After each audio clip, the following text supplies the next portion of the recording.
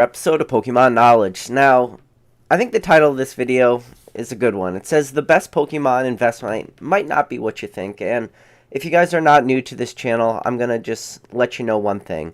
You should already know this. This channel is not individual videos. This is just one long conversation. And this is kind of going to be talking about what am I doing right now in this hobby? What is the investment I need to do? And honestly, the best investment I think a lot of people can do right now in today's hobby is just not really spend any money. I know everybody out there just clicked off the video, just smashed the dislike button on their way out. But right now, I think the best investment you can do is just to become very liquid in this hobby. And the reason why I say that is because I find myself time and time, day after day, hour after hour, minute after minute, finding myself being less and less liquid in this hobby. And that's something I need to really change. So what I've been trying to do recently, and Charlotte Collecticon definitely helped a lot, but all the money I made at Charlotte Collecticon went right towards all these grading fees that I had. So even though I made some decent money in Charlotte, and if you guys didn't know, I was at Charlotte Collecticon vending. It was a great time, made a bunch of money, but that money quickly dried up, and I just constantly find myself being more and more like e-liquid, where I need to be liquid. And recent purchases I've done that really haven't paid out is I bought a couple 151 UPCs. I bought 5 of them in total. I bought 4 from GameStop so I could get the 4 Squirtle promos. I bought 1 from Best Buy. This was when real early pre-release pre-orders paid MSRP for all 5 of those. I've seen a lot of the prices, selling for sub 100. Never picked up any because I was nervous of what the promos were going to look like, because for me, I'm not buying these products as sealed investments. I'm buying these products to cannibalize them down, whether that's to open them up, sell the packs, and potentially grade the promos. From what I've seen so far, the promos have been rough. Like, I have even opened up some of my sealed ones. Like, that hasn't really played out because I'm just not going to be able to do it. So I'm kind of just sitting back. It's like, okay, that's a couple $100. That's just more or less stagnant at this point. And then I also pre-ordered 2 of the Classic Collection boxes coming out. If you guys don't know what that is, it's like the 3 pre-constructed decks with Charizard, Venusaur, and Blastoise. And then there's a couple other cards like the Chansey, the Mewtwo, and then a Mr. Mime card that we never got to see in English. But I pre-ordered 2 of those. And all that is going to be is a breakdown, cannibalized play too. If I get this Pokemon Classic Collection and I break it down and the Charizard is not grade worthy, the Venusaur is not grade worthy, the Blastoise is not grade worthy, and then I hear from everybody else and everybody seems to have the same problems where none of these cards really seem gradable, that the promos are not worth it. To spend, those are $400 products. To be into 2 products now totaling $800, close to $600 on 151 UPCs. And then I tried to do graded plays with both the Paldea Vow promos, that Pikachu promo, and then the Obsidian Flames with the Charmander promo, especially the Pokemon Center exclusive one, because you get the 2 promos per Pokemon Center exclusive ETB and the 1 stamp promo, and just got annihilated on those. Out of my entire Obsidian Flames ETB, so out of all 4 of them, so 8 promos in total, 4 of the Pokemon Center, 4 of the non-stamp ones, I got 1 PSA 10. And of course, the PSA 10 did not come from the Pokemon stamp one. It came from the non-stamp one. It just got butchered on those. There's a lot of plays are stacking up back to back to back that aren't really playing out. And what I find myself doing is, I need to pull back a little bit and stop going after what I think are the good plays and kind of just sit back and wait for the great plays. And I say that at the time of recording this video, Pokemon just recently put out a press release talking about the Pikachu in the felt hat, the Van Gogh promo, is now going to soon be available at Pokemon Center. And if you look at the wording, it said, coming soon. And in order to pick up those promos, if you looked at the wording, it looks like you only have to spend $30, and it says 1 per order. That's a nerve-wracking comment right there, and people might be listening and say, PK, 1 per order, that's only $30. That's all you're going to be able to get. Yeah, but it says 1 per order, not 1 per household or, 1 per IP address or anything. 1 per order. So if this promo is truly that, just You spend $30 on PokemonCenter.com buying TCG products because there was also that caveat. I've already loaded up my cart with some TCG products in it.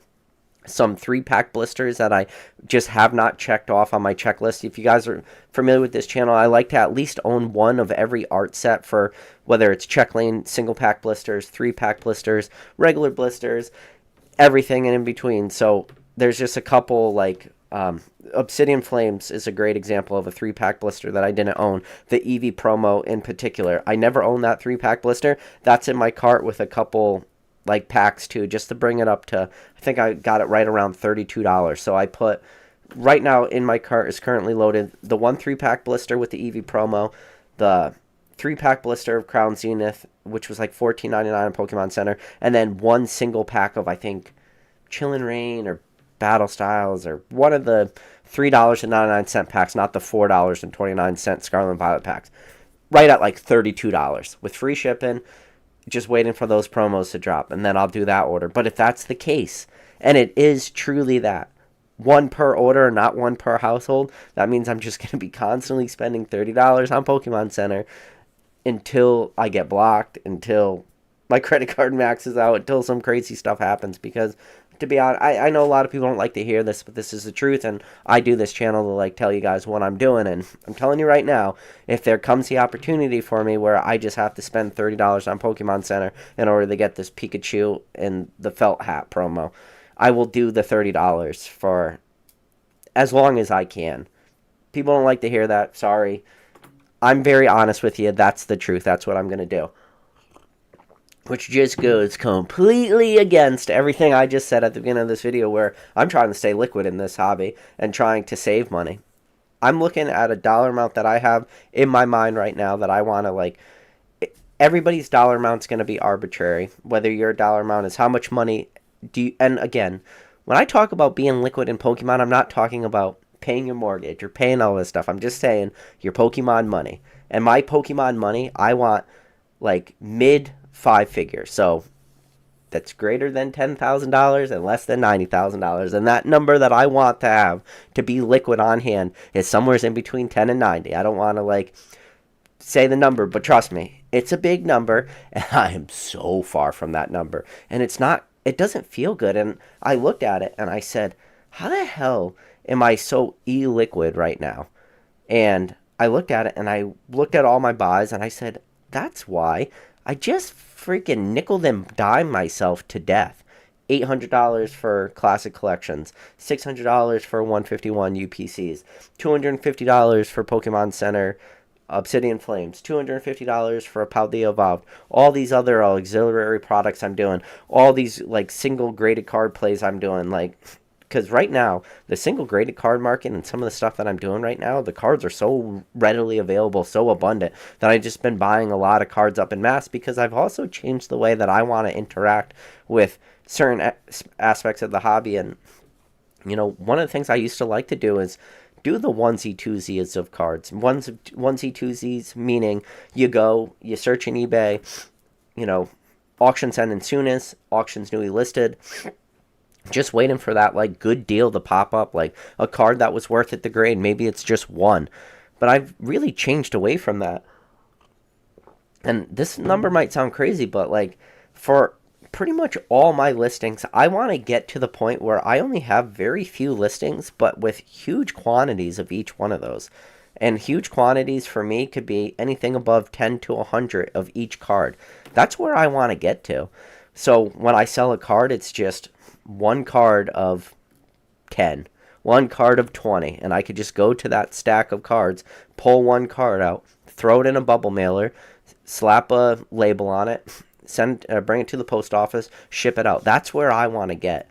And a lot of those cards might not have crazy margins, but they still have good margins. And as long as I could find cards that are easily sourceable, grade them in mass, the problem is those cards might not even be as liquid as maybe I would hope. You know, you could grade 20 of those cards and maybe sell 3 or 4 a month. Well, if you're grading 20 and you're only selling 3 or 4 months, like, it's going to take you a few months to burn through that inventory. But like, that's what I'm hoping to get to, but get to that with a bunch of different cards and just having it cycle through, and hopefully like start to get like money pulling back in, but problem is I'm just pushing so much money out right now, and I think the problem is there's so many good opportunities that exist right now in the market. Good opportunities. You can look at like most current sets, most recent sets, especially sets like Scarlet and Violet Base and Paldea Evolved and Obsidian Flames, and what Paradox Rift looks like it's going to be is, relatively cheap booster boxes. This shit could be stagnant for a long time. I'm nervous to like dump a ton of money into this and sit on a lot of this product, where I think, and that's why it goes back to what I said earlier, like this channel is a constant evolving conversation. Like the plays that you might have made in 2020 changed in 2021, changed in 2022, and here we are in 2023, and it comes back to just getting more liquid. Stop being illiquid. And I'm talked to a lot of people out there who are running into very similar issues. They're saying, PK, like, I got a lot of money in inventory right now, but I'm not really doing anything with it. And there's a lot of opportunities that people are finding themselves having to pass on because this market is dropping so low. But then this is the thing. There are going to be so many things in this market right now that even though the buying opportunities might actually be fantastic, I'm not lying. Like, there are some opportunities, especially in the sealed product route, that might be fantastic buying opportunities. But if your money's stagnant, you're going to find yourself being very illiquid. I'm listening to people buying cases of stuff, or a lot of not just people buying cases on the individual, just from the investor aspect. Talking to a lot of people that, really grew relatively large in the last couple years, and their allocations from distribution for these last couple sets have been, really, really not, I wouldn't say make or break for them, but it's really been like a stagnation for them because they're looking at some of their most recent allocations. Don't get me wrong. You look at 151, Grand Slam. Anybody who bought 151, very easy to move. Ton of demand for that. The problem is 151 will get reprinted. There may be stagnation in the future, but maybe you could look at something like at Celebrations. Look at all the hype that went with Celebrations. Look at what Celebrations is doing today. 151 will probably play off similar, where it was really almost next to impossible to ever lose the money in Celebrations, but there was a little bit of period of stagnation, and then eventually products started going up. Even today, like, you look at prices. Shout out to Danny Phantom. Danny Phantom had a great video on Celebrations talking, what does Celebrations look like 2 years after the fact? 2 years after the fact, from last year to this year, we've only seen like 10% increases in some products. Now, again, this is where we run into that dangerous territory. People hear 10% and they go, 10% is a fantastic return, especially when, even with current crazy money market rates at 5+%, 10% is a good rate. And it's like, you are correct. 10% is a phenomenal rate of return on most investments that are not Pokemon. Pokemon, we are just so spoiled that there was a period of time in this hobby, and people asked me, they said, PK, what are you looking to make for returns on cards? And there was a period of time in the very recent past, like within the last 2-3 years, where my answer to people was 200%. You heard that number correct. The percentage numbers I was looking for was 200%. This is La La Land ridiculous. We all knew this can't be sustainable forever. And the sad part is, and the craziest part is, there might still be some products out there, and they might be 1C, 2C products that you can still get 100, 200% returns, especially when you look at products that are just absolutely crazy in demand. Example, Van Gogh merch. Any Van Gogh merch you got your hands on, you're able to make money. Hell, you even picked up the 60 sleeves. You could cannibalize down and sell the sleeves individually. I was seeing people who got like a pack of the Pikachu sleeves, and they were selling each sleeve individually, and these guys were absolutely cleaning up, like, to a preposterous amount. Those sleeves, I think they were $6.99 if you're able to pick them up from PokemonCenter.com, and I was watching some people selling the sleeves for $2.95 per sleeve. So let's round that up to $3. There's 60 sleeves. For their $6.99, they were selling each sleeve for $3. That's $180. Yes, I know, you heard that number correct. $6.99 product, and was selling all the sleeves in total for $180 because it was $3 per sleeve. So just wrap your head around those numbers. I don't know if that's still happening, but I was watching people do that. And I'm not even mad at that point. I'm just saying, wow. Wow. So, when people are like, oh, there's no products that you can make 200% on, I just told you a product that was released in the last month that cost $6.99, and people were breaking it down and selling it for $180. Yeah, so everybody out there who always wants to be on the defensive, there's no 200% return. There are. It's just, again, it was hard to get that product. It wasn't easy to source. I didn't get that product. Am I jelly? Of course I'm jelly. Is everybody that didn't get those products jelly? Yes, of course they are. But it goes back to, staying liquid. And so 151, as I was mentioned, is probably going to play out similar to Celebrations. But the other products, these Sword and Shield products, or sorry, not Sword and Shield, Scarlet and Violet. Oh, we're too many S's. Scarlet and Violet products. I'm nervous. I don't see them playing out great, and there's great buying opportunities. Sub $80 booster boxes I've seen. People were doing flash sales. Shout out the Pokemon TCG drops. If you guys are not following Pokemon TCG drops at this point, this late in the game, I can promise you that is the one thing you are doing incorrect. Everybody out there should be following Pokemon TCG drops. He always has the great deals, always shows you what's going on with the market. I don't have notifications on for a single Twitter account with the exception of his. I do have the notifications on, and he's constantly dropping these deals. And there was a couple Scarlet and Violet base boxes that were recently selling for sub $80 he posted. These are crazy good deals. I could see that being a $100 booster box in the near term. This is the crazy part. I just told you 10% is a good return. For that booster box to go from 80 to 100, that's a 25% return. And I'm nervous to park my money there because I don't know how long that's going to take. And then, let's get this. So everybody out there, you park $80 into a booster box, even if it makes it up to $100 with taxes, fees, and shipping. You more or less maybe don't break even. You make a couple bucks there, but it's a lot. It's bulky. You got to carry the boxes, the ship, all blah, blah, blah. We get it. Everyone knows this. You beating horses to death. That's like talking about shipping booster boxes. And it is just a little bit harder for some people. And then eventually you run into the people that doesn't matter what you sell them. You could sell them an individual pack. You could sell them an ETB. You could sell them a booster box, and they instantly think it's resale no matter what. You're going to run into that. But it's just, listen. We are running into this period where I want more cash reserves. Now, that inherently, just to me, sounds so counterintuitive because my entire way I like to engage in this hobby was buy everything because the market at the time, everything was going crazy. You more or less couldn't lose on anything.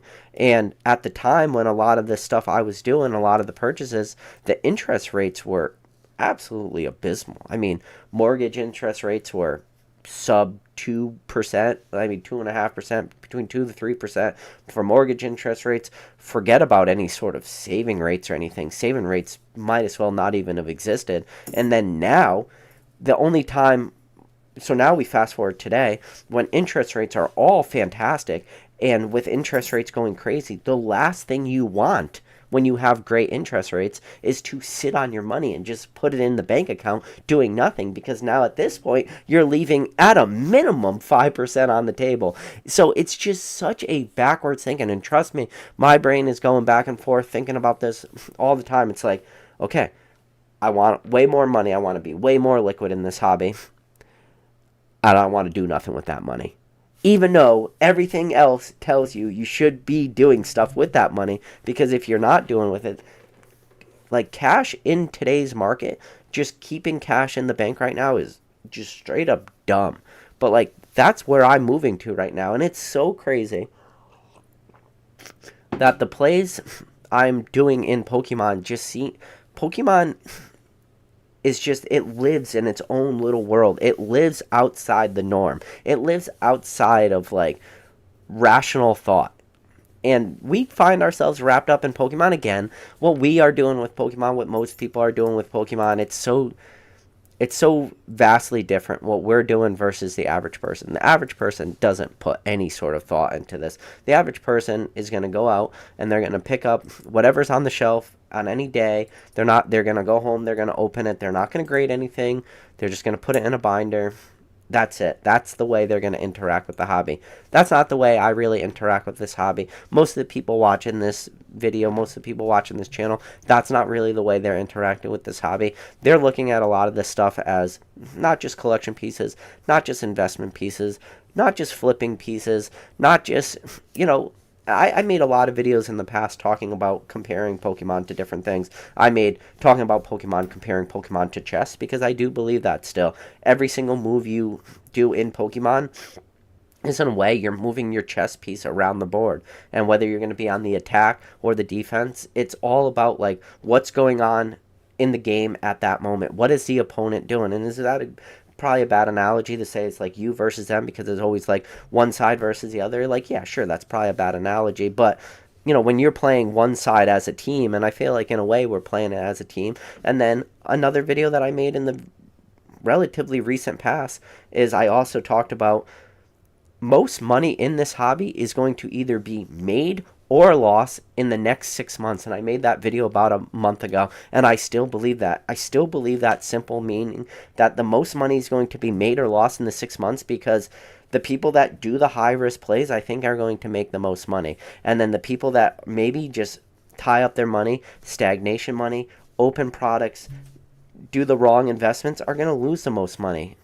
And then now I'm just telling you, even though I made that video about a month ago, now where I am is I don't want to be on either side of that. Most money is going to be made in the next 6 months, and most money is going to be lost in the next 6 months. Now I just told you that I want to be literally the definition of a fence sitter and sitting on and not doing either play, just kind of acquiring more and more cash, just building up and just not doing plays at this point. It's crazy. I don't know if it's an indicator of the market, if it's just an indicator of like what sales I'm seeing versus overall feels of the market. I don't know. I can't. Sometimes it's really hard to just like pinpoint it. Just put the pin on exactly what's going on. It's just the overall feel of the market. It just seems that there is a little bit of a shift going on.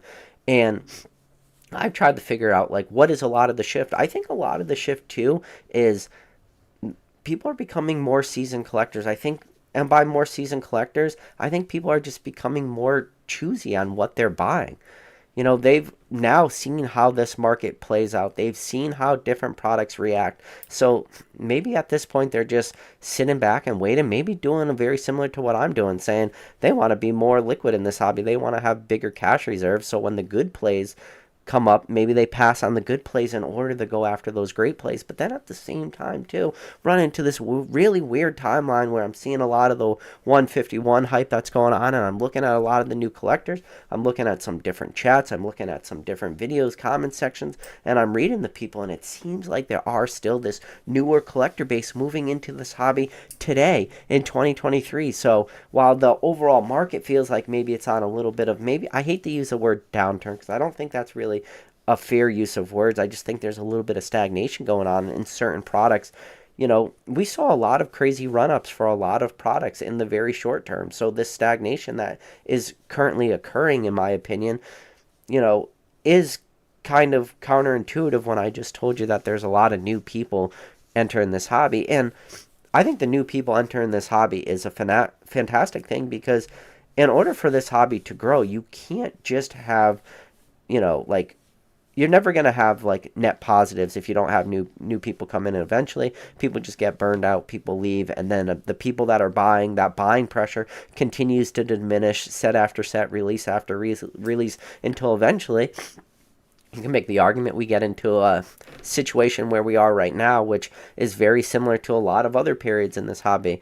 Especially a lot of those like downturn periods, especially when you think about like go back to like a Crimson Invasion timeline and stuff, and there is not as much strong demand. But the problem is a lot of people's memories don't really go back that far, and if it does go back that far, they're so obviously jaded at this point by all the craziness that happened and all the price increases that happened in the last couple of years, that they almost look back on that, and there was a lot of people said like those days were so far behind us that they were never even repeatable. And Scarlet and Violet is now proving all those people wrong, that those periods of time are definitely repeatable because we are living in those periods of time.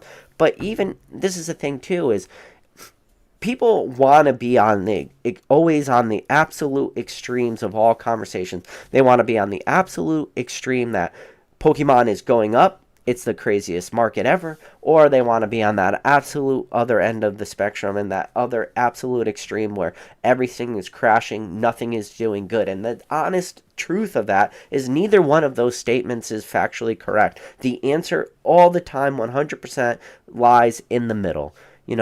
It's very easy to look at right now, today. This is like the time to really be successful in this hobby. You have to be as deeply involved in this hobby as ever, because the products that are doing well, you have to realize those are doing well, and the products that are performing poorly, you need to realize they're performing poorly. And if you are seeing products, and this is where that dangerous part comes, when you used to use those words as the products that were performing poorly, those could have been really great buying opportunities, because then we like to use the word undervalued. There's some stuff going on right now where, while products might inherently be undervalued, like the fundamentals of some of these products might not be as undervalued as a lot of people think. It's just we're getting into the point where I'm just getting so hyper focused on very, very minute things in this hobby. Like, I'm looking at indicators, or at least I'm trying to look at very, very specific products, very, very specific timelines, very, very specific releases. That's the stuff that I'm focusing on right now. And it is easy to still get wrapped up in more or less the day-to-day or the nuances, because at the end of the day, Pokemon is this absolute massive freight train moving down the highway. Pokemon does not stop, will not stop, has never stopped for anybody. It keeps moving down the track, and if you just are moving with this train and you're just looking at all the new flashy things that come out and you just ignoring all the good stuff that might now be in the rearview mirror a little bit, you got to just stop and look and start to really, make these hard decisions and hard realities of what are future releases going to look like. Are we moving into a period of stagnation? And again, the problem is stagnation is Pokemon is always just one set away. They're always just one set away from everything changing. And that's why I mentioned it earlier. This channel, these videos are the very much in the now, the day to day. This, how I feel right now in the hobby today, will probably change in a month from now, will definitely change in 6 months from now, and I could damn near guarantee it will change in a year from now. But where I feel the market is right now is just, there's nothing that is just a showstopper for me. And I hate to say that, because 151 doesn't feel it doesn't feel bad, but maybe it's just because I was opening up 151 UPCs. I got one right next to me. Trust me. Didn't feel good opening this, getting just the shittiest promos ever. Especially when you're trying to grade promos. Talking to Rusty too. Rusty mentioned on one of his most recent lives, or one of the lives he was on, he talked about some of the promos that he was grading. So you had the one collection box came with the Abra, the Kadabra, and the Alakazam. His promos were trash. He opened up I might be overshooting this number, but I want to say it was close to 100 of those collection boxes, and every single promo that was in there was just, every single one of them had a dent in it. So that instantly makes that card not gradable, especially from PSA. So you already knocked yourself down to a 6. So forget about print quality on corners, edges, and surface obviously is dented. But then these UPCs, again, poor Rusty TCA Gaming, he opened up a bunch of these, and then all his Mewtwo's were just destroyed. I have my Mewtwo right here. I didn't even take it out of the cellophane wrap. I looked at it, and I'm like, oh my god. I gotta sell these now sealed because they're not even worth it to like try to do a grade and play. I mean, there's like even the corners that aren't white, don't have whitening on it, are still like bent up. Like they had a bad cut to them, almost as if the blades like peeled up on the corners of the cards. And then now for the metal cards are interesting too because if you look at the metal cards, they the like the paint or whatever on the back doesn't go all the way around the card perfectly. Like for your metal promos, if you look at it, there's a very, very fine line that goes around those promos. And I am curious what that's going to make for Graydon because there's definitely not the chipping on these promos, on these metal promos, as I saw. So to be honest with you, like the metal promos might be worth it to send and grade and try to like do the Mew metal promo, but it's tough. I don't know how a metal card could be off center left to right, but it is. I don't know. Sometimes we get real focused on the nuances. Oh. But anyways, guys, I want to do this live real quick. I'm probably not going to have time to check the chat because I want to go and watch some of the game tonight. I do, real quick, I looked over Chef954. So Chef954, I appreciate you, man. He did send me a signed Chef card. I do appreciate that, dude. I asked him to mail it to me, and he did. And I asked him to sign it. He even signed it. Dude, appreciate you. This is actually the first full art Chef card I own. So definitely appreciate, man. Super generous of you. But, so, real quick, Danny said, Pokeknowledge cards, how are your Chinese plays doing? Fantastic. Go on my eBay and check out some of my most recent sales. I sold a couple of them recently, like within the last week. They've only been up for about a week-ish, maybe less.